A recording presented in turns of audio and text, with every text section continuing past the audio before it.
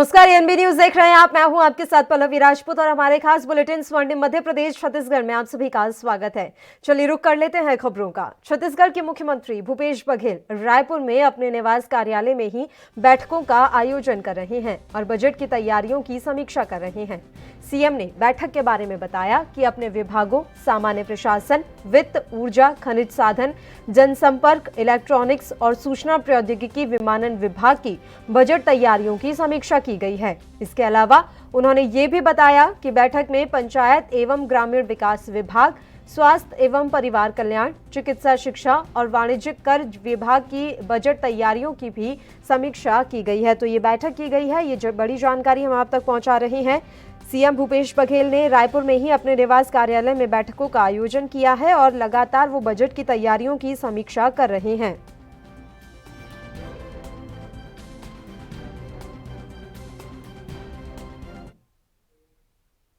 वहीं मध्य प्रदेश में जहां बीते महीनों बाद विकास की गति को रफ्तार मिल गई है, वहीं दूसरी तरफ शिवराज सरकार द्वारा निर्माण कार्य कराए जा रहे हैं। इस बीच ही आज मुख्यमंत्री शिवराज सिंह चौहान अमरकंटक पहुंचे, जहां प्रसाद योजना के तहत विकास कार्यों का शिलान्यास किया। बता दें कि कार्यक्रम स्थल पहुंचने से पहले मुख्यमंत्री शिवराज ने आज अमरकंटक पहुंचकर केंद्रीय पर्यटन और संस्कृति मंत्री प्रहलाद पटेल और अन्य कैबिनेट मंत्रियों के साथ पूजा अर्चना कर प्रदेश की सुख समृद्धि और खुशहाली के लिए प्रार्थना की। और जैसा कि आप तस्वीरों में देख भी पा रहे हैं, अमरकंटक पहुंचे आज मुख्यमंत्री शिवराज सिंह चौहान, जहां उन्होंने प्रसाद योजना के तहत विकास कार्यों का शिलान्यास किया है। कार्यक्रम स्थल पहुंचने से पहले मुख्यमंत्री शिवराज ने अमरकंटक पहुंचकर केंद्रीय पर्यटन और संस्कृति मंत्री प्रहलाद पटेल और अन्य कैबिनेट मंत्रियों के साथ पूजा अर्चना कर प्रदेश की सुख समृद्धि और खुशहाली के लिए प्रार्थना की।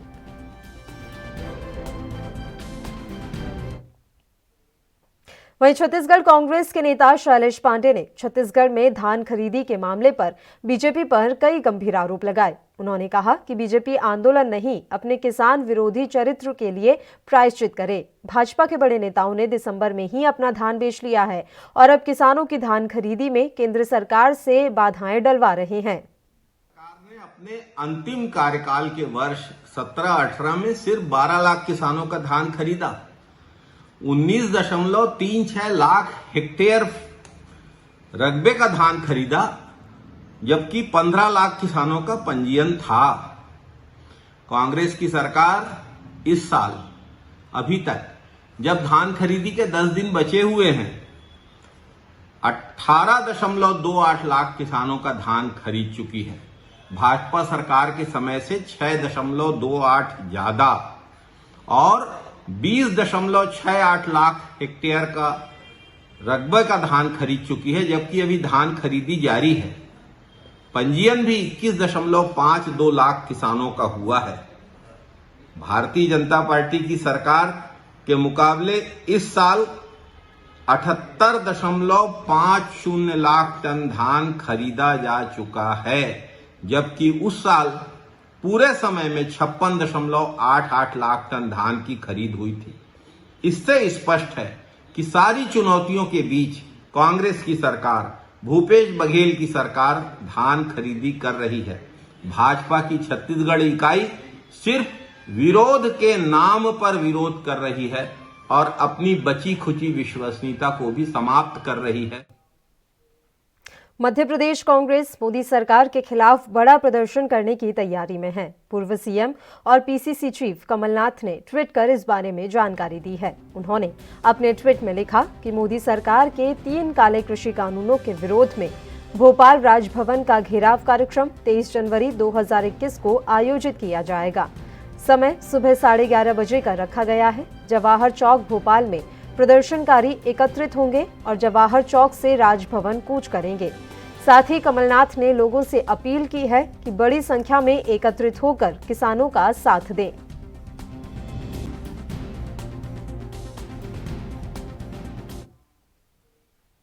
छत्तीसगढ़ में कोरोना का कहर अब धीरे धीरे खत्म हो रहा है। साल 2021 की शुरुआत में करीब 9 महीने के बाद अब धीरे धीरे कोरोना का खतरा कम होता जा रहा है। इसे प्रमाणित कर रहे हैं ये आंकड़े। प्रदेश में जहां सितंबर 2020 में कोरोना मरीजों की रिकवरी रेट 45% थी, वो अब करीब 97% तक पहुंच चुकी है। स्थिति ये है कि लगातार राष्ट्रीय रिकवरी रेट की तुलना में पीछे चल रहे छत्तीसगढ़ ने 19 जनवरी को छलांग लगाई और आगे निकल गया। ताज़ा आंकड़ों की अगर बात की जाए तो 20 जनवरी 2021 के रात 8 बजे तक के आंकड़े जारी किए गए हैं। उनके मुताबिक 5,798 मामले अब सक्रिय हैं और 6 लोगों की मौत दर्ज की गई है।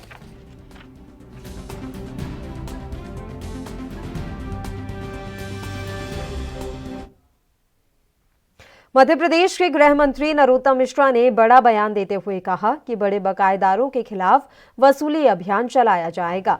कैबिनेट की बैठक में ऊर्जा विभाग के प्रेजेंटेशन के दौरान मुख्यमंत्री ने 100 रुपए के बिल के दायरे में आने वाले ऐसे 6 लाख उपभोक्ता जो इनकम टैक्स के दायरे में आते हैं, उनको हटाने के निर्देश दिए। उन्होंने बताया कि प्रदेश में बिजली विभाग के बड़े बकायेदारों के खिलाफ वसूली अभियान चलाया जाएगा। तो वहीं कांग्रेस ने इस कार्रवाई पर सरकार को गरीब विरोधी और उद्योगपति हितैषी बताया है।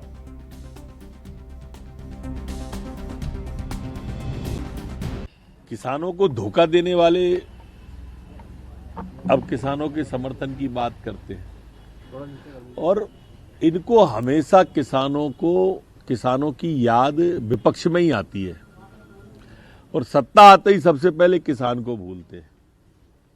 राष्ट्रीय अध्यक्ष तक से झूठ बुलवाते हैं राहुल गांधी जी से कि 10 दिन में 2 लाख का कर्जा माफ, नहीं तो मुख्यमंत्री बदल देंगे। किसान इनकी असली। मध्य प्रदेश सरकार में गृह मंत्री नरोत्तम मिश्रा ने कांग्रेस पर हमला बोला है। उन्होंने कहा कि हैरानी की बात है कि प्रदेश में किसानों को धोखा देने वाले किसानों के समर्थन की बात करते हैं। मंत्री ने कहा कि कांग्रेस को किसानों की याद विपक्ष में ही आती है और सत्ता में आने पर भूल जाते हैं। साथ ही कहा कि किसान इनकी असलियत जान गया है, वो अब कांग्रेस के झांसे में नहीं आने वाला। नरोत्तम मिश्रा ने कहा कि ये लोग अपने राष्ट्रीय अध्यक्ष से भी झूठ बुलवाते हैं। कर्जा माफी पर तंज कसते हुए नरोत्तम मिश्रा ने कहा कि जब ये सत्ता में थे तो राहुल गांधी ने कहा था कि अगर किसानों का कर्ज 10 दिन में माफ नहीं हुआ तो 10 दिनों में मुख्यमंत्री बदल देंगे। किसानों को धोखा देने वाले अब किसानों के समर्थन की बात करते हैं और इनको हमेशा किसानों की याद विपक्ष में ही आती है और सत्ता आते ही सबसे पहले किसान को भूलते हैं। राष्ट्रीय अध्यक्ष तक से झूठ बुलवाते हैं राहुल गांधी जी से कि 10 दिन में 2 लाख का कर्जा माफ, नहीं तो मुख्यमंत्री बदल देंगे। किसान इनकी असलियत समझ गया है, इसलिए इनके लाख उकसाने पर भी एक नहीं गया। मध्य प्रदेश में माफियाओं के खिलाफ अभियान चलाया जा रहा है। चलाए जा रहे अभियान के तहत जबलपुर में जिला प्रशासन, पुलिस और नगर निगम ने माफिया शमीम पर बड़ी कार्रवाई की।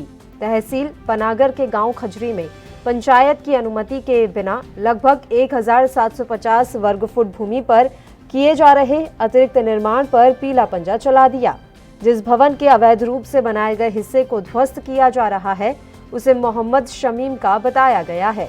खिरिया में मोहम्मद शमीम के अवैध निर्माण को ध्वस्त करने की कार्रवाई एसडीएम जबलपुर के नेतृत्व में की गई। मौके पर additional SP Amit Kumar, SDM Adhartal Rishabh Jain समेत कई अधिकारी मौजूद रहे।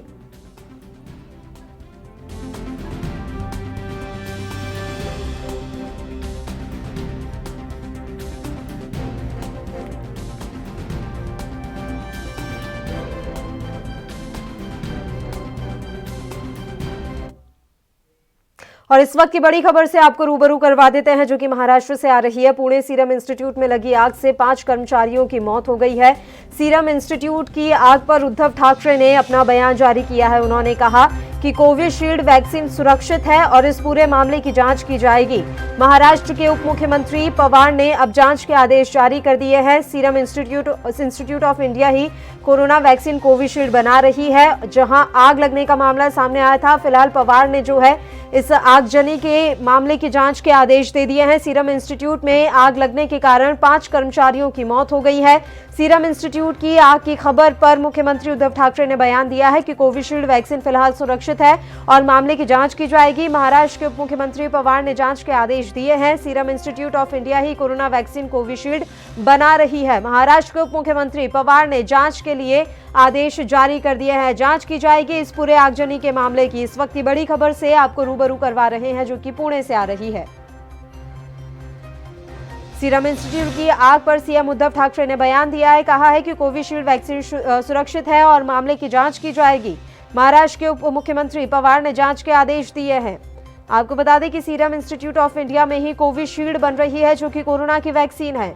महाराष्ट्र के उप मुख्यमंत्री पवार ने जांच के आदेश दिए हैं। सीरम इंस्टीट्यूट में लगी आग से 5 कर्मचारियों की मौत, इस वक्त की बड़ी खबर। सीरम इंस्टीट्यूट की आग पर बोले उद्धव ठाकरे। खबर पर तमाम जानकारी के साथ हमारे संवाददाता मुरारी सिंह इस समय फोन लाइन पर जुड़े हैं। मुरारी, आपसे पूरी जानकारी चाहेंगे। कोविशील्ड बना रही सीरम इंस्टीट्यूट में आग लगी है और अब उद्धव ठाकरे ने इस पूरे आगजनी के मामले को लेकर अपना बयान जारी किया है। हाँ जी, बिल्कुल सही कहना है। आपको बता दें, दोपहर 2 बजे के आसपास जो है कोविड इंस्टीट्यूट के जस्ट बगल में ही एक निर्माणाधीन बिल्डिंग में होल्डिंग का काम चल रहा था और उस दरमियान चिंगारी भड़की और जिसकी वजह से आग लगी। काफी केमिकल वहां होने की वजह से आग कम समय में ही पूरी इमारत को अपनी आगोश में ले लिया था। खबर मिलते ही फायर ब्रिगेड, पुलिस और महानगर पालिका के कर्मचारी पहुंचे और लगभग 12 से 13 जो है कि गाड़ी फायर ब्रिगेड की और 3 घंटे की कड़ी मशक्कत के बाद आग बुझाया गया, कह सकते हैं काबू पाया गया। लेकिन इन सबके बीच एक दर्दनाक खबर की इस पूरे हादसे में 5 लोगों की मौत हो चुकी है। जी बिल्कुल, और जानकारी मिल रही है कि उप मुख्यमंत्री अजीत पवार ने आदेश जारी कर दिए हैं इस पूरे मसले की जांच के लिए। मुरारी जी, जिस तरीके से राजेश टोपे ने मीडिया से बात करते हुए, जो स्वास्थ्य मंत्री हैं, उन्होंने कहा कि इस पूरे मामले के लिए कि उप मुख्यमंत्री अजीत पवार ने जांच के आदेश दिए हैं। पुलिस भी इस पूरे मामले में गहन छानबीन कर रही है। लेकिन जिस तरीके से स्वास्थ्य मंत्री टोपे ने कहा कि कोविड वैक्सीन सेंटर जो है उसमें कोई नुकसान नहीं हुआ, एक बड़ी राहत थी, क्योंकि बड़ी मात्रा में जो है कि टीकाकरण का अभियान चल रहा है और उसके लिए वैक्सीन वहां पर तैयार की जा रही है। लेकिन उसी इमारत से सटी दूसरी जो इमारत थी उसमें हादसा हुआ और जिसे लेकर महाराष्ट्र के मुख्यमंत्री सहित तमाम जिम्मेदार नेता इस पूरे मामले की जांच कराने की बात कर रहे हैं। जी बहुत बहुत शुक्रिया मुरारी, तमाम जानकारी हम तक पहुंचाने के लिए।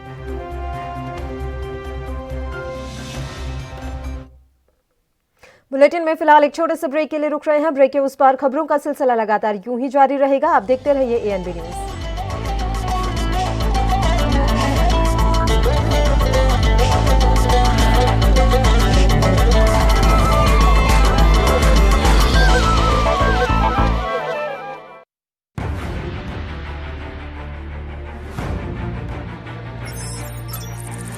खबर चाहे सियासत की हो या सरकार की,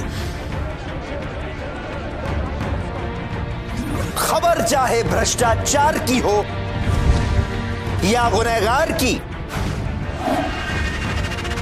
दिन भर में क्या रहा देश जगत का हाल, किस मुद्दे ने बनाई किसकी सरकार, रखते हैं हम सब पर नजर, पहुंचाते हैं हम हर खबर। हम हैं ANB न्यूज। क्या आप दुबले पतले कमजोर हैं? आपकी सेहत नहीं बनती, भूख कम लगती है, वजन नहीं बढ़ता? दरअसल मेन बात खाना पीना खाना नहीं है, मेन बात है खाया पिया लगना। और अगर खाया पिया लगेगा ही नहीं तो सेहत बनेगी कैसे? इसलिए हमारी संस्था सन्यासी आयुर्वेदा ने एक ऐसी दवा बनाई है जो कि आपके पाचन तंत्र को, आपके लीवर सिस्टम को ठीक करने का काम करती है, ताकि आप जो भी खाएं उसका पूरे का पूरा निचोड़ आपके शरीर को लगे, आपकी भूख बढ़े, खाया पिया सही से लगे, नया खून बने, हड्डियों में जान आए, वजन बढ़े, ताकत बढ़े, चेहरे पर नूर आए और आप मोटे तगड़े खूबसूरत पर्सनैलिटी के मालिक बन जाएं। यह दवा पूरी तरह से आयुर्वेदिक होती है। इसका शरीर पर कोई भी साइड इफेक्ट, कोई भी नुकसान या दुष्प्रभाव नहीं होता। लड़के लड़कियां दोनों इसका इस्तेमाल कर सकते हैं और पहले 15 दिन के अंदर ही आपको इसका असर महसूस हो जाएगा। सिर्फ 650 रुपए की पूरे 1 महीने की दवा होती है और आप इसे घर बैठे 01145454545 पर फोन करके दवा मंगवा सकते हैं।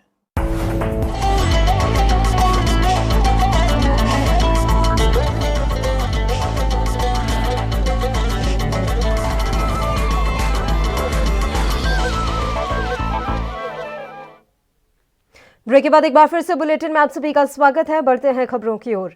मंगलवार को एक युवती ने अपने एक दोस्त और उसके 2 साथियों पर कई गंभीर आरोप लगाए थे। महिला ने अपने साथियों पर अपहरण कर नशीली दवा देने, अश्लील वीडियो बनाने और रेप करने जैसे संगीन आरोप लगाए थे। शिकायत पर जब पुलिस ने जांच की तो पता चला कि लड़की ने अपने एक्स बॉयफ्रेंड को फंसाने के लिए पुलिस को झूठी कहानी बताई थी। अब पुलिस युवती पर मामला दर्ज करने की तैयारी कर रही है। इंदौर के पुलिस महानिरीक्षक हरिनारायण चारी मिश्र ने इस बारे में ज्यादा जानकारी साझा की। साक्ष्य हो सकते हैं, घटना से जुड़े जो भी तथ्य हो सकते हैं, जो सीसीटीवी फुटेज हो सकते हैं, जो मेडिकल परीक्षण से जुड़ी चीज़ें हैं, इन सारी चीज़ों को लेकर के पुलिस ने काफ़ी सारे तथ्य इकट्ठा किए हैं। घटना काफ़ी हद तक उसमें संदिग्ध पाई गई है और इसके अनुरूप जो भी तथ्य पाए गए हैं उसके अनुरूप पुलिस आगे अग्रिम वैधानिक कार्रवाई सर क्या कारण था सर ऐसा करने का लड़की का? क्या वजह रही ऐसी कि उसने इतना बड़ा जो है एपिसोड मीडिया तमाम लोग? चूँकि कोई भी जब शिकायत आती है तो पुलिस उसे सत्य मानकर ही विवेचना करती है और सबसे पहले तथ्यों का परीक्षण करती है जिन तथ्यों पर ये आरोप लगाए जाते हैं या घटना का पूरा खांचा तय होता है। पुलिस ने इस मामले को भी जैसा कि आपने कहा, पुलिस पूरे रात भर लगातार इसमें हर तथ्य से जुड़े बिंदु की पुलिस ने परीक्षण किया। अंततः इसमें जो तथ्य आए वो तथ्य जो थे भ्रामक और निराधार पाए गए। अभी जितने भी तथ्यों की जानकारी ली गई है, जितने तथ्यों पर जानकारी जुटाई गई है, उनकी पुष्टि नहीं हो पाई है। निश्चित तौर पे जहाँ तक इस आरोप लगाने की बात है, पुलिस उसके पीछे की वजह जानने का प्रयास कर रही है कि आखिर उसने क्यों इस हद तक। मध्य प्रदेश के शिवपुरी जिले के पोहरी थाना क्षेत्र अंतर्गत रिजौदा गांव की एक विवाहित महिला ने आत्महत्या कर ली है। बता दें कि अभी तक आत्महत्या के कारणों का पता नहीं चल पाया है। वहीं मृतक महिला के परिजनों का कहना है कि महिला की 8 साल पहले शादी हुई थी, लेकिन कोई संतान न होने के कारण ससुराल वाले परेशान किया करते थे, जिसके बाद न्याय की मांग करते हुए परिजनों ने हंगामा किया। मौके पर पहुंची पुलिस ने मामला शांत करवा लिया है।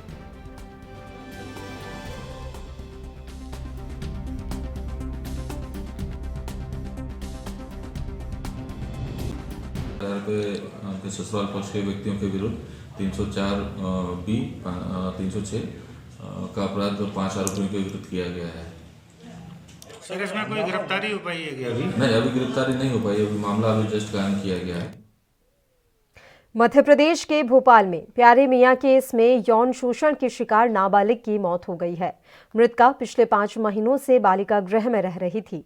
उसने 3 दिन पहले कई गोलियां खाकर खुद को खत्म करने की कोशिश की, जिसके बाद भोपाल की हमीदिया अस्पताल में उसे भर्ती कराया गया था। हालत गंभीर होने के कारण उसे वेंटिलेटर पर रखा गया था, जहां इलाज के दौरान उसकी मौत हो गई। मृतका ने गोलियां क्यों खाई थी, इसका कारण 3 दिन बाद भी साफ नहीं हो पाया है। घटना के बाद अब बालिका गृह प्रबंधन पर सवाल खड़े होने लगे हैं कि नाबालिग तक इतनी बड़ी संख्या में नींद की गोलियां कैसे पहुंची। बता दें कि ये नाबालिग प्यारे मियां केस में बालिका गृह में रखी गई नाबालिगों में से एक थी। प्यारे मियां जेल में बंद हैं और उसके खिलाफ कई आपराधिक मामले दर्ज हैं।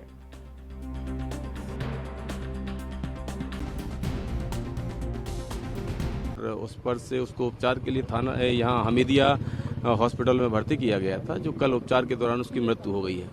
बिलसम्मत उसका पीएम करवाया जा रहा है और उन कारणों को, उस जहरीली कौन सा पदार्थ है जो उसके द्वारा लिया गया है, वो सारी चीज़ों पर परिणाम मिले इसके लिए किया जा रहा है और सभी बिंदुओं पर जांच भी जारी है।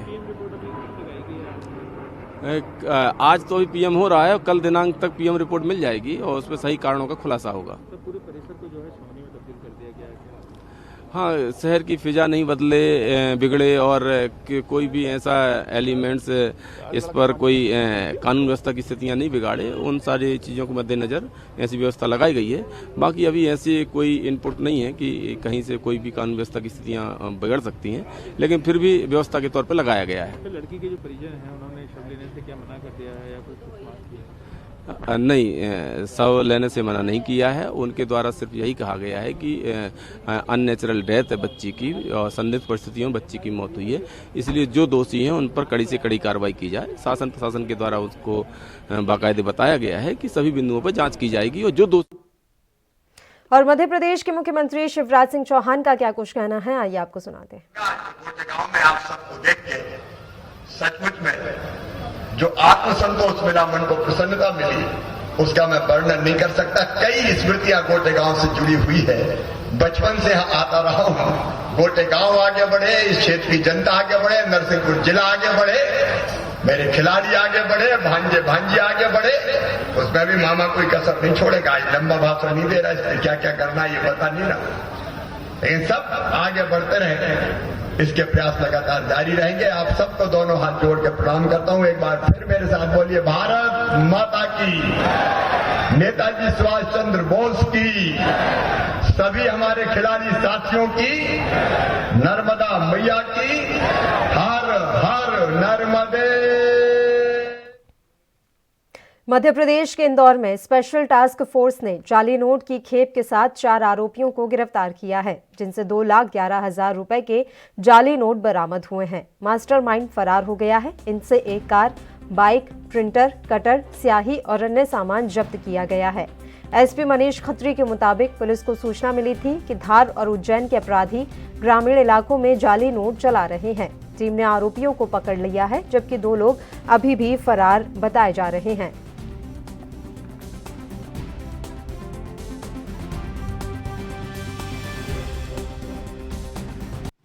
के समय जो भी वैज्ञानिक साक्ष्य हो सकते हैं, घटना से जुड़े जो भी तथ्य हो सकते हैं, जो सीसीटीवी फुटेज हो सकते हैं, जो मेडिकल परीक्षण से जुड़ी चीज़ें हैं, इन सारी चीज़ों को लेकर के पुलिस ने काफ़ी सारे तथ्य इकट्ठा किए हैं।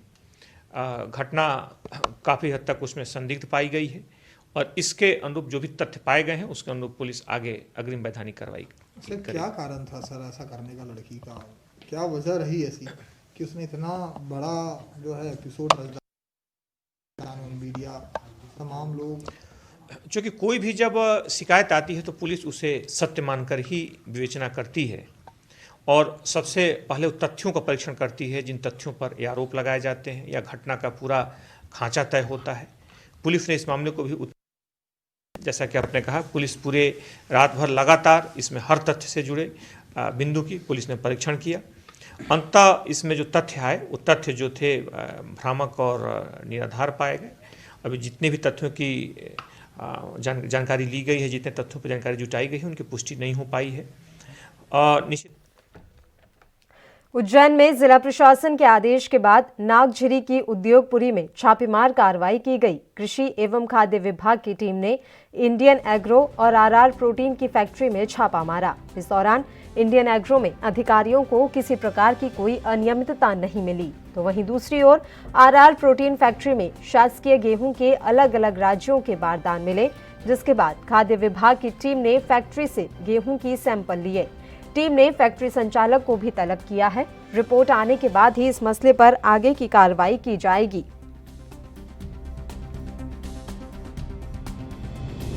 के निर्देश पर आज माननीय एडीएम साहब के मार्गदर्शन में आज हम यहाँ नागझिरी उद्योगपुरी में आए हैं कार्रवाई करने। और अभी हमें एक मनीष ट्रेडिंग कंपनी है, गेहूं की जो ग्रेडिंग करती है, वहाँ कर रहे हैं। तो वहाँ हमने देखा कि कुछ गेहूं पैक हो रहा है 3 ब्रांड के नाम से, चार्ली चैपलिन और अमूल के नाम से। उन पर कुछ पैकेजिंग और लेबलिंग्स के संबंध में इन्होंने पूरी कार्रवाई नहीं की है। ठीक है, लाइसेंस भी अभी अपना रिन्यूअल नहीं बता पा रहे हैं, तो हम यहाँ सैंपलिंग की कार्रवाई कर रहे हैं। गुणवत्ता के लिए पैकेजिंग लेबलिंग रूल्स के लिए सैंपल लिए जाके भेज जा रहे हैं।